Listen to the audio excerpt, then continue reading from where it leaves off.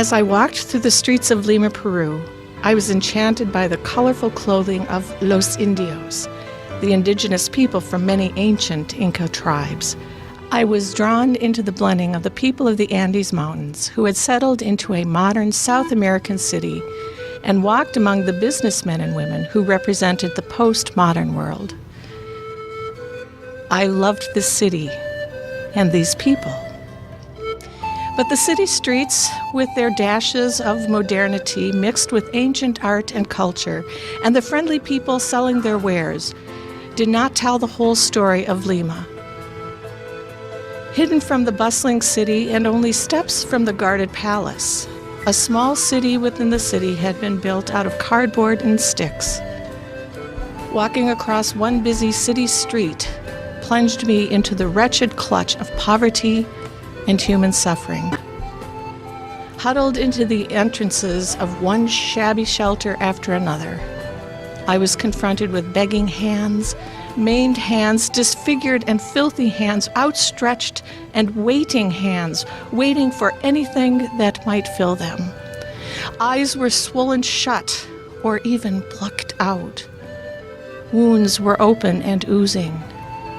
Clothing was nothing more than rags. The stench of rotting flesh mingled with human waste caused me to catch my breath and hold it as long as my aching lungs allowed. Beggar after beggar, child after child, woman after woman, broken man after broken man, vied for my attention, grabbed at my bag, pulled at my skirt. I walked. I tried desperately not to run.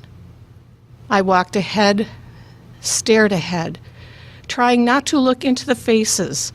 I steeled myself against the poverty and all of its wretched realities, and somehow I walked through this horrible place into the world, onto another busy street, and I welcomed the belching diesel fumes from a passing truck. This was my first venture outside the United States. This was my first experience with not one, but many foreign languages. This was my first in-your-face reality check with poverty and brokenness in our world. And this is what caused me to struggle for days, for weeks, months, and even years over my role in this world.